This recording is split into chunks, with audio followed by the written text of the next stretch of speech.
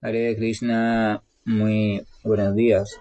Namo Om Vishnu Padaya Krishna Prestaya Bhutale Srimate Bhaktivedanta Swaminiti Namine Namaste Saraswate Deve Gauravani Pracharine Nirvisesa Sunyavadi Pachatya Deshatarine Jaya Sri Krishna Chaitanya Prabhu Nityananda Sri Advaita Gadadhar Srivasadi Gaura Bhaktavinda Hare Krishna, Krishna Krishna, Hare Hare, Hare Rama, Rama Rama, Hare Hare. Hare Krishna, reiterados. Continuamos con lecturas y reflexiones sobre textos del Bhagavad Gita, recordando que estamos a inicios del capítulo número 16, que en este caso lleva por nombre la naturaleza divina y la demoníaca. Estamos situados en los textos del número 1 al número 4 de dicho capítulo y específicamente en los que comprenden del texto 1 al texto 3, donde el Señor está describiendo una serie de cualidades que, a decir de Él, le pertenecen a personas o entidades vivientes piadosas que están dotadas de naturaleza divina. O sea, cualidades que podemos entender según la propia explicación e instrucción del Señor, que nos van orientando y van guiando nuestra vida en el sentido de la autorrealización o en el sentido de alcanzar la modalidad o tendencia de la bondad pura, a partir de la cual y únicamente desde allí se puede lograr la famosa liberación, de la cual mucho se habla y a la cual muchos hacen referencia. Hemos visto y hemos comprendido que sin lograr establecernos en la modalidad de la bondad pura es imposible trascender el plano de conciencia material. El plano de conciencia material no se puede trascender ni funcionando desde el estado de la ignorancia o la tendencia de la ignorancia, ni desde la tendencia de la pasión. Porque la ignorancia nos lleva hacia la locura, la inercia, el sueño, la ilusión, una vida así situada en esas características, mientras que la pasión nos lleva al apego del goce de los sentidos, a la lujuria, la pasión nos lleva a la ira. Entonces eso quiere decir que desde la ignorancia y desde la pasión no se puede alcanzar la liberación y por lo tanto no se puede lograr el conocimiento. Hay que entonces establecerse en la modalidad de la bondad y establecerse en la modalidad de la bondad pura, porque es en ese estado de conciencia donde uno puede comprender su integración como parte integral del Supremo y puede comprender a cada entidad viviente como parte integral del Supremo y puede comprender las cosas más allá de la simple apariencia material, es decir, puede comprender desde el punto de vista trascendental. Y puede comprender que tanto la hormiga pequeñita como el elefante gigantesco como la planta que no se puede mover del lugar, esos tres, aún a pesar de la diferencia externa, a pesar de las limitaciones que existen en su maquinaria de expresión física, los tres son la misma cosa. Expresión de partes integrales de la suprema personalidad de Dios o expresión de la espiritualidad. Y entonces uno va comprendiendo que esa diferencia de expresión externa se debe simplemente a los diferentes caminos, o sea, vidas anteriores que esa entidad viviente ha transitado, movida por sus diferentes deseos y movida también por la actuación de las diferentes leyes de la naturaleza. Entonces aquí Krishna está describiendo algunas cualidades que cuando las ponemos en práctica de manera ordenada, organizada y bajo una guía adecuada, nos pueden ayudar a ir trascendiendo de la modalidad de la ignorancia a la pasión y de la pasión a la bondad. Pero también nos sirven como indicadores para poder detectar con certeza quién está situado en la modalidad de la bondad y quién no está situado, o quién tiene naturaleza divina, es decir, quien ya desde vidas anteriores ha estado cultivando el camino de conciencia espiritual o el camino trascendental hacia la autorrealización. Vamos a recordar que el propio Señor Krishna afirma que cuando uno emprende pasos en este camino, cualquier logro que uno obtenga nunca se pierde, o sea, la muerte no puede afectar ese logro. Recordemos que la entidad viviente original es espiritual, por tanto es eterna. y ella simplemente conserva su avance en ese sentido. El avance en el sentido del conocimiento se conserva.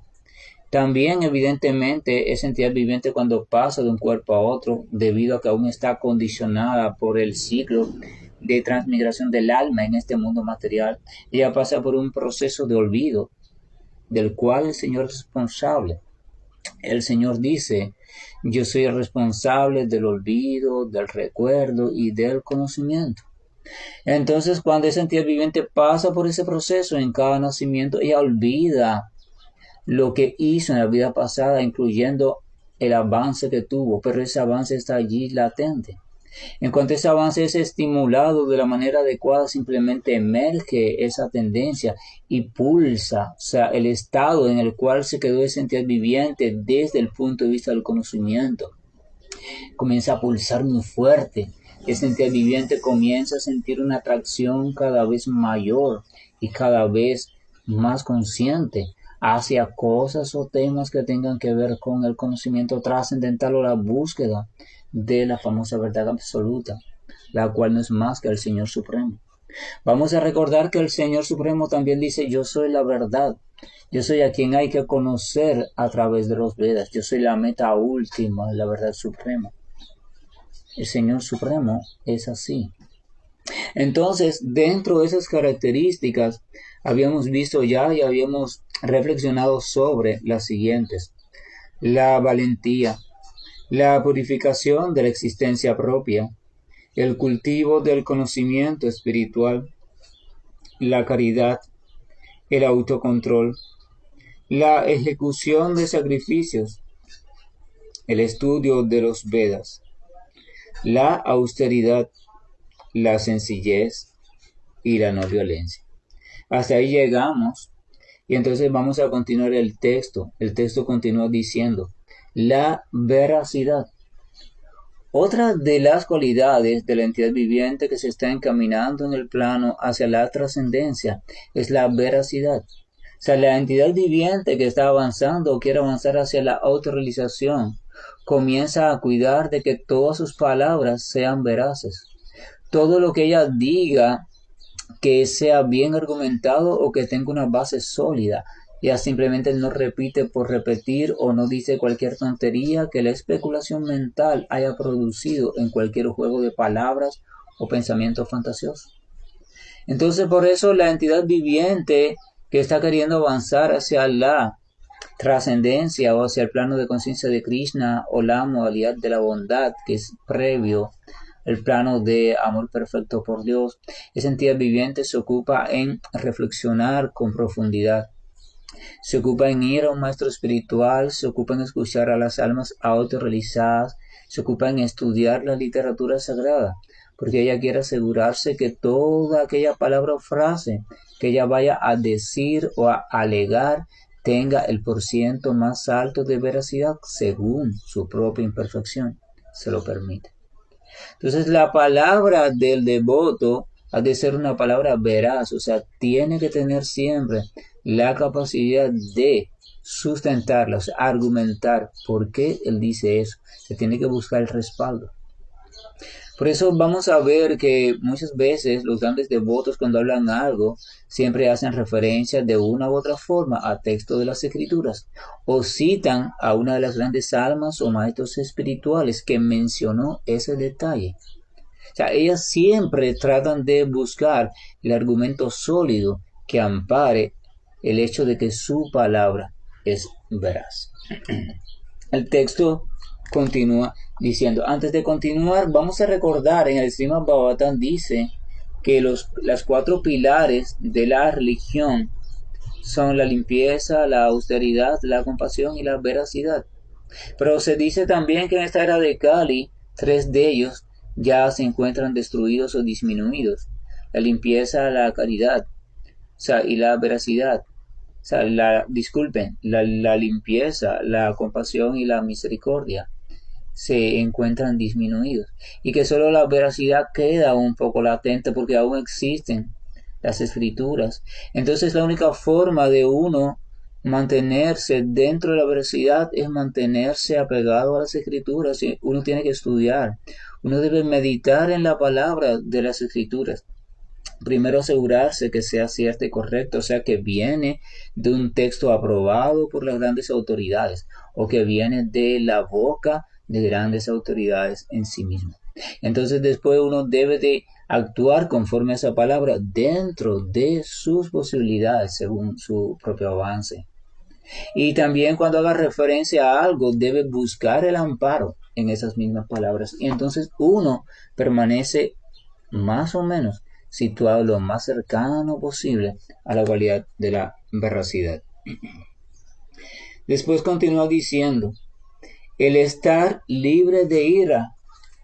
Sabemos que la ira, más adelante, en el propio Bhagavad Gita, el señor Krishna va a decir que la ira, la codicia y la lujuria son tres puertas que conducen al infierno. O sea, esto quiere decir conducen a la ignorancia en su gran profundidad. Sabemos que la ira, ya lo explicó en capítulos iniciales del Bhagavad Gita, viene del apego.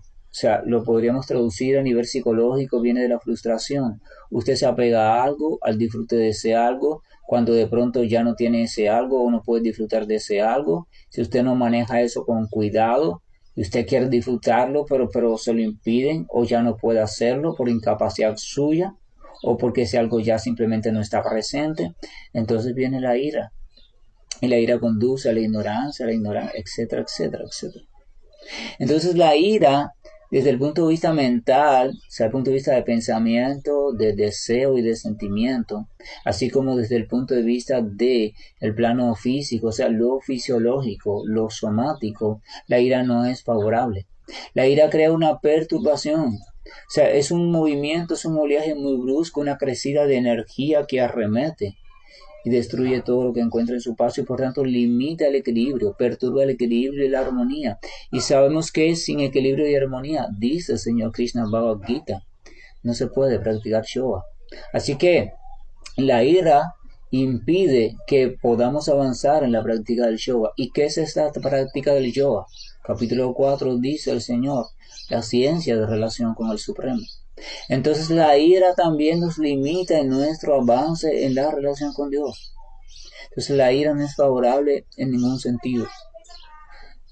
El Srimad Bhagavatam, por ejemplo, también explica en el segundo canto, finales del capítulo número 6, que, por ejemplo, el señor Shiva, con su mirada fulminante, puede destruir y controlar la lujuria. O sea, él puede dominar a la lujuria. Pero aún así no es capaz de dominar los efectos nocivos de la propia ira. O sea, el señor Shiva es muy iracundo, se pone bravo con facilidad. Cuando eso sucede, destruye. Nadie quiere ver al señor Shiva iracundo. O sea, el señor Shiva, aunque es muy poderoso, se dice que no puede controlar los efectos negativos de su propia ira. Sin embargo, se dice que el Señor no tiene ese problema. Entonces, fíjense lo difícil que es la ira, que ni una personalidad tan grande como Shiva puede librarse de los efectos de ella, pero se dice que el Señor no tiene ese problema. Y entonces eso quiere decir que solamente refugiándose en la personalidad de Dios uno puede por completo trascender las perturbaciones de la ira. Entonces uno debe refugiarse en los santos nombres, uno debe refugiarse en meditar en el Señor, en sus pasatiempos, en su forma que es dulce. Las escrituras dicen sus ojos de loto, o sea, eso significa son muy hermosos. Sus pies de loto, sus manos de loto. Loto se refiere, ¿verdad?, a la hermosura. Y entonces es imposible que uno pueda sentir ira si uno se dedica a reflexionar o meditar sobre algo que resulta incomparablemente hermoso. Es muy difícil que uno pueda permanecer iracundo frente a algo hermoso y con lo cual uno se está deleitando por completo y que uno está quedando satisfecho, porque cuando hay satisfacción en el corazón no puede haber ira.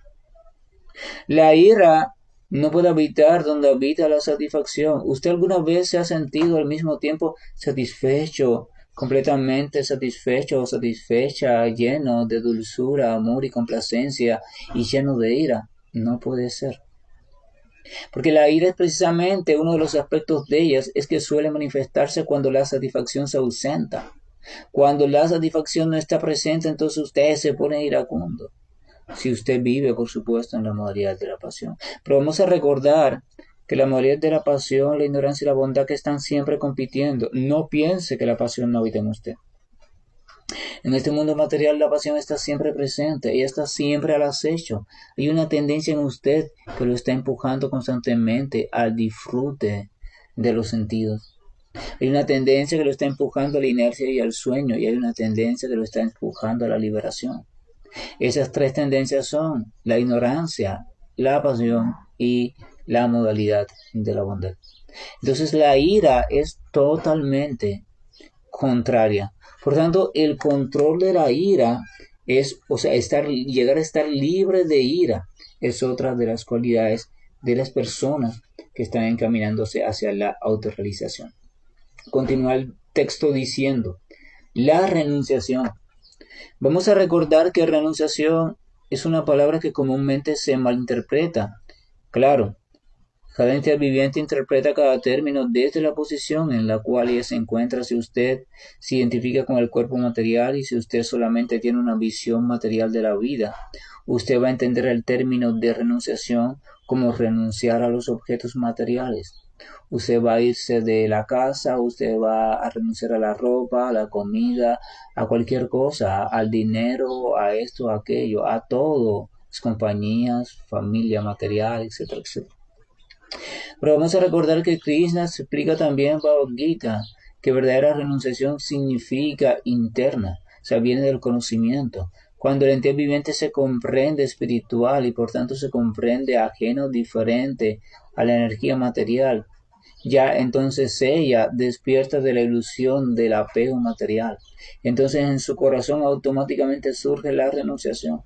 Ella puede que esté viviendo en medio de muchos lujos materiales, porque hay que hacerlo, porque su deber lo implica, porque la historia la colocó allí. Pero ella, sin embargo, está renunciada.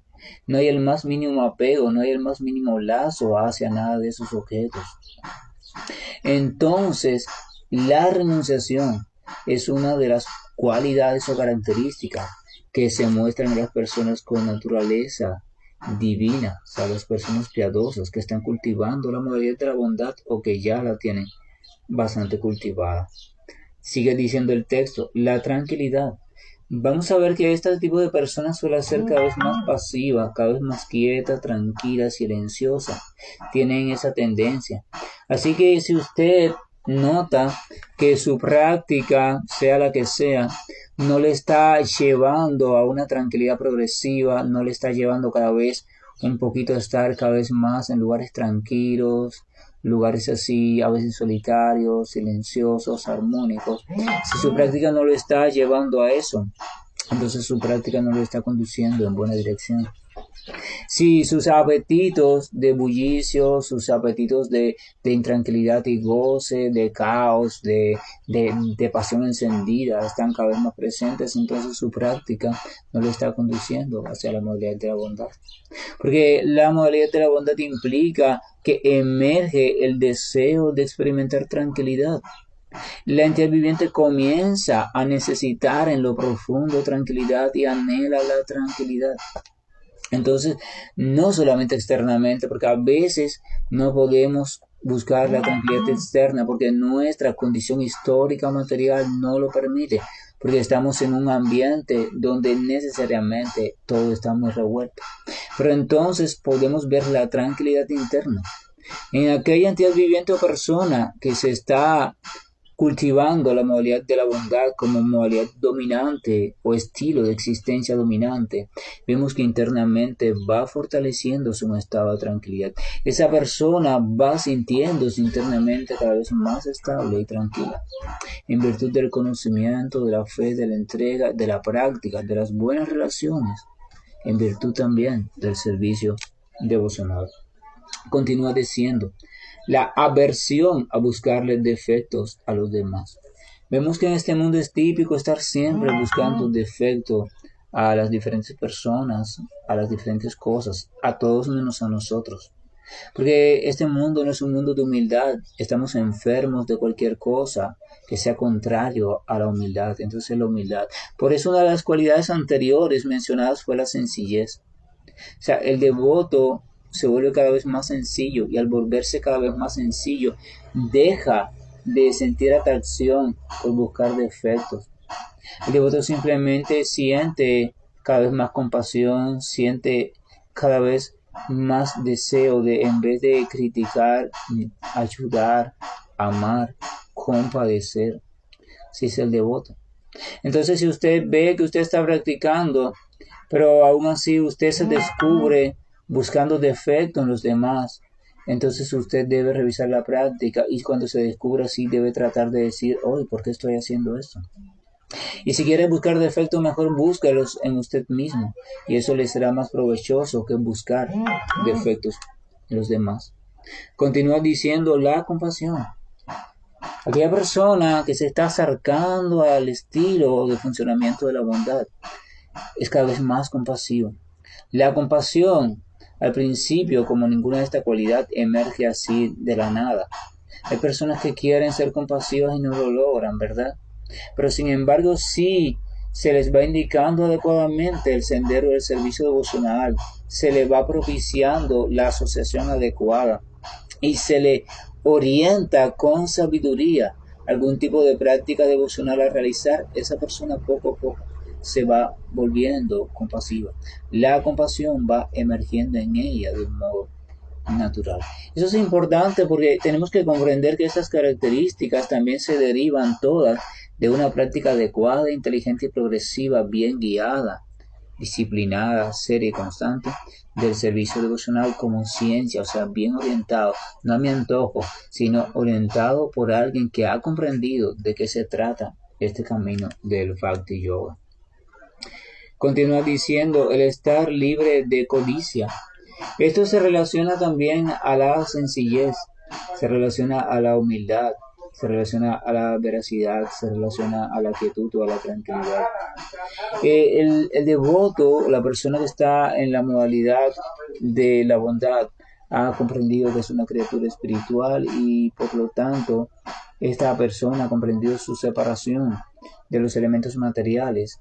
Ya a ella aquello de poseer cosas materiales, de tener más, de conseguir aquello, conseguir esto, porque piensa que así es que va a ser feliz.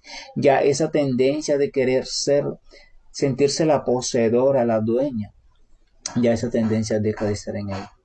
Porque ya ha comprendido que el único dueño es el Señor Supremo, que nada en verdad le pertenece a ella, que esa tendencia de creerse dueño o dueña es resultado de la más terrible de las ilusiones. De hecho, por eso estamos en este mundo material, para que cumplamos nuestra fantasía de ser dueños o dueñas de algo, disfrutadores o disfrutadoras de algo, ¿verdad? Hasta que nos cansemos o por misericordia del conocimiento nos demos cuenta que eso es una tontería, que no podemos serlo, que el dueño es la suprema personalidad de Dios. Entonces uno queda libre de codicia. Y la mansedumbre tiene que ver con la tranquilidad, o sea, es una persona mansa. Se va volviendo una persona mansa, tolerante, una persona que da gusto estar cerca de ella, porque es una persona muy quieta. Continúa diciendo la modestia, o sea, tiene que ver con la sencillez y la humildad también. Es modesta, nunca es autosuficiente, nunca habla nada bueno sobre ella, siempre se ve a sí misma como la más caída. Continúa diciendo la firme determinación, o sea, la persona que se va encaminando en el sendero de la autorrealización y en verdad está avanzando, se vuelve cada vez más determinada. Ya no hay nada que la aparte, ya no hay nada que la distraiga, ya no hay nada que le haga renunciar a su meta, a su objetivo. ¿Y cuál es su objetivo? Su objetivo es purificar su existencia por completo y poder estar completamente lista para entregarse a la suprema personalidad de Dios y entonces permanecer eternamente en una existencia inundada de servicio devocional amoroso de manera consciente a esa suprema y perfecta personalidad de Dios. Entonces, vienen sufrimientos, vienen pruebas, vienen diferentes cosas en este mundo material, pero ninguna de esas cosas es capaz de apartarla de su sendero. Y ella está determinada. Ya ella no va a cambiar. ya llegó el punto donde ha dicho, yo quiero esto, yo quiero lograr esto. Continúa diciendo el perdón. O sea, esta entidad viviente, el propio conocimiento y la compasión, la misericordia la lleva a perdonar con facilidad. Ella comprende que no vale la pena guardar rencor, porque el rencor viene de la ignorancia y de la herida que deja la pasión, la modalidad de la pasión. Pero el rencor es ignorancia porque en verdad nadie es el causante de nuestro dolor. Nuestro dolor puede ser que esté relacionado con las palabras de alguien, con las decisiones de alguien, con las conductas de alguien. Pero en verdad nuestro dolor viene de nuestra propia ilusión. Nosotros fuimos quien en nuestro plano mental le dimos un significado determinado a eso que entonces ahora nos está lastimando. En verdad nadie nos puede lastimar. Entonces eso quiere decir que no hay culpable de nada. Nuestro sufrimiento, según la literatura védica, es el resultado de nuestras propias acciones y decisiones realizadas en esta vida o en vidas anteriores. Que una entidad viviente determinada sea la que el karma o la ley del karma use como pieza para entonces darnos el escarmiento de aprendizaje. Bueno, pero cuando el devoto comprende que esa persona en verdad no es nuestra enemiga, simplemente es una pieza más en este tablero de ajedrez tan complejo, ya deja de sentir odio. Entonces más bien incluso siente compasión porque comprende cómo esa entidad viviente también está tan enredada que está siendo utilizada también por la ley del karma debido también a actividades indebidas y decisiones inapropiadas en vidas pasadas. Así que el devoto deja que se diluya eso de la culpabilidad y esas cosas, su rencor va desapareciendo, lo negativo va desapareciendo y comienza a ser reemplazado por el entendimiento y por la compasión. Continúa diciendo, la fortaleza, o sea, está relacionada también con la determinación, etcétera, etcétera. La limpieza. La persona que va avanzando en el sendero de la autorrealización o el sendero hacia la liberación y que está cada vez más cerca, entonces se vuelve cada vez más limpio. Pero esta limpieza no es solo que tiene tendencia externa a permanecer limpio, a permanecer en un espacio limpio, aunque sea pobre materialmente, pero limpio, se siente bien en los espacios limpios, sino también su trato es limpio, es transparente, una persona que no es falsa, o sea, tiene limpieza también, tiene limpieza interior. O sea, su mente también piensa cosas completamente transparentes, completamente translúcidas, limpias, donde no hay dobleces. Tiene que ver también con la veracidad. Pues muchas veces entonces pensamos, bueno, la clave de esta limpieza significa que hay que bañarse 3 veces al día, como explican algunas escrituras. Ese bañarse 3 veces al día no tiene sentido si, por ejemplo, si cuando usted se va a bañar o si lo que lo lleva a bañarse es el pensamiento de, wow, voy a bañarme porque voy a leer las escrituras o voy a cantar los mantras o voy a meditar, o sea, voy a encontrarme con el Señor o con algo sagrado y por tanto debo estar limpio. O sea, si ese pensamiento no es el que lo lleva a bañarse 3 veces al día, el baño ese de 3 veces al día solo sirve para que se moje usted un poco más, o para que esté un poco con menos churre pegado a su piel, pero no sirve para el avance espiritual. Lo que te hace o te ayuda en tu avance espiritual no es el baño, ni la frecuencia del baño, esa no es la limpieza de la cual hablan las escrituras, sino el pensamiento, el tipo de actitud. ¿O dónde está tu conciencia cuando estás tomando el baño? ¿Qué es lo que te lleva a bañarte? Por eso el baño, la literatura védica va acompañado de una serie de mantras, pero esos mantras no es que son mágicos, esos mantras tienen un significado y todos están relacionados con el Señor y un pensamiento de purificarse para el Señor. Entonces cuando usted se baña, repite ese mantra y se baña, repite ese mantra y se baña, repite ese mantra. Entonces usted, mientras que lo está repitiendo, se está acordando del Señor o está reforzando en su mente la idea de lo necesario de purificarse para poder relacionarse cada vez más con el Señor. Ese ejercicio de reflexionar sobre esa idea, de reflexionar sobre eso, de reflexionar sobre el Señor Supremo, va haciendo que la presencia del Señor Supremo se instale cada vez más en su mente y usted sienta el deseo de estar cada vez más limpio para Él. Eso es lo que le va a hacer a usted avanzar espiritualmente, no es el baño físico. O sea, no es, entonces, ¿pero qué se hace? Se une, se junta una acción física con una posición mental adecuada. Porque estamos en un mundo material. Así que la literatura védica, ¿qué hace? La literatura védica busca todas las acciones que comúnmente se hacen en la vida diaria de manera regular y las une a una disposición mental adecuada mediante un rito, una marca, un símbolo, un mantra o lo que sea. La une y así es como va espiritualizando la cotidianidad. Pero no es la frecuencia del baño. Vemos que hay personas que, wow, yo me baño 3 veces al día, no importa, yo tengo neumonía o tengo problemas de los pulmones, pero yo me baño 3 veces al día, porque eso es lo que dice la literatura védica y eso me purifica. Si ese baño ocurre sin la disposición adecuada mentalmente, entonces es por gusto. Es una falta de comprensión sobre el verdadero mensaje de la literatura. Por eso es importante la comprensión, pero comprender significa que necesitas una buena guía que te explique correctamente lo que quiere decir la Escritura Sagrada. Entonces termina diciendo, y el estar libre de envidia y de la ansia de honor.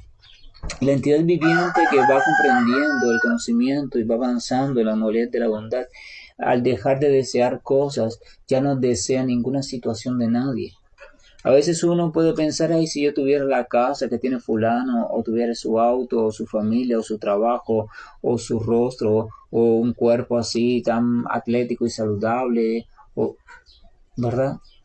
Desde niño vemos que nos movemos en ese sentimiento normalmente. De hecho, se dice que estamos en el mundo material porque estamos envidiosos de la suprema personalidad de Dios y queremos disfrutar como Él. Pero en la medida que vamos adquiriendo conocimiento, y en la medida que ese conocimiento nos va dando satisfacción, nos va dando la visión real del enredo ilusorio de este mundo, en esa medida vamos dejando de desear en ese sentido. O sea, vamos dejando de envidiar cualquier situación. El devoto va dejando de querer nada, ni de rechazar nada, ni un extremo ni otro. Él simplemente va aceptando, él va permitiendo, se va permitiendo lidiar con cada situación que le aparece en este mundo, en la vida material que le está tocando, porque comprende que esa situación ha sido provocada por sus propias actitudes y decisiones en vidas pasadas o en esta vida, pero en tiempo pasado, aunque no lo recuerde o no lo comprenda. Entonces él simplemente va lidiando con eso de la mejor manera posible, tomando amparo en el Señor y en buenas asociaciones, orando, meditando, reflexionando, haciendo su sadhana, sea la que sea, siempre y cuando sea bien orientada y tenga fundamento. Y así el devoto va atravesando el tiempo que le toca vivir en esta vida en la cual está actualmente. Entonces él deja de codiciar, él deja de envidiar, él deja de rechazar. Vamos a recordar que Bhagavad Gita dice también en los primeros capítulos que más allá de la aversión y la atracción, o sea, ya la persona que se va estableciendo la bondad pura ya no desea nada ni rechaza nada. No, yo quiero esto o no, aquello no me gusta, no, es simplemente atraviesa las circunstancias y mientras la circunstancia está, trata de permanecer dentro de sus posibilidades. Siempre repito eso, dentro de sus posibilidades, mantener lo más que pueda su mente en el Señor, refugiado en el Señor. Ah, no lo hizo, usted se salió del Señor, usted cayó, su mente se enredó. Perfecto, no se preocupe. Lo lamenta y usted vuelve a ver por qué cayó y sigue en su práctica y así usted se irá perfeccionando, igual que yo me voy perfeccionando. Caigo constantemente, pero constantemente trato de resituarme. O sea, por eso uno debe ser así, perseverante. Pero esa perseverancia solamente se puede mantener cuando uno se convence cada vez más que es lo único que vale la pena. Lo único que vale la pena es buscar refugio estable en la suprema personalidad de Dios y tratar de ubicar nuestra mente y nuestra conciencia en los pies del loto del Señor. Ya sea entiéndase como verdad absoluta, o sea, como algo abstracto, entiéndase como algo que está localizado dentro de todo, o sea, Paramatma, o entiéndase como suprema personalidad. Cualquiera de las tres concepciones es perfecta y maravillosa. No estoy pidiendo que entiendan al Señor como suprema personalidad ya. pero sí que se relacione, ya sea a modo de verdad absoluta, o sea, el Brahman, a modo de Paramatma, o que sea, está localizado dentro de cada ente viviente, o a modo de suprema personalidad de Dios. Pero las tres concepciones son trascendencia. Entonces esa es la meta de la vida, la meta de la vida. Y para eso nos ayuda mucho. Srimad Bhagavatam explica, Brahma no, disculpen, Narada, es Narada, no, Sukadeva Goswami explica a Maharaj Parishi, por tanto, rey, lo más valioso es que toda persona se debería dedicar a escuchar, recordar y meditar al Señor Supremo en todo tipo de circunstancias. Esa es la recomendación. Está en el Srimad Bhagavatam, y entonces les pido reflexionen sobre esa recomendación, por favor, es profunda. ¿Por qué será que Sukadeva Goswami está diciendo a Parishi que recordar al Señor, escuchar hablar de Él, meditar sobre Él en todas circunstancias? Eso es lo que todos deberían hacer. Eso se queda para reflexión. Entonces, terminamos con los versos del 1 al 3, o sea, que habla de las cualidades. Entonces, ese versos del 1 al 3 terminan diciendo: estas cualidades trascendentales pertenecen a hombres piadosos que están dotados de naturaleza divina. O sea, estas cualidades nos ayudan a ir acercándonos a la modalidad de la bondad, y la modalidad de la bondad nos ayuda a liberarnos, y eso nos ayuda a despertar en nosotros el amor puro por el Señor o prema, así como la comprensión del conocimiento en su plataforma más adecuada. Que la gracia y el amor de nuestro Señor nos acompañe, que la luz de su presencia esté en nuestros corazones y tomemos conciencia de esa luz para que podamos permitir que el conocimiento se abra completamente y que nosotros podamos en algún momento ver las cosas cada vez más tal y como son. Hare Krishna, y que tenga un buen día.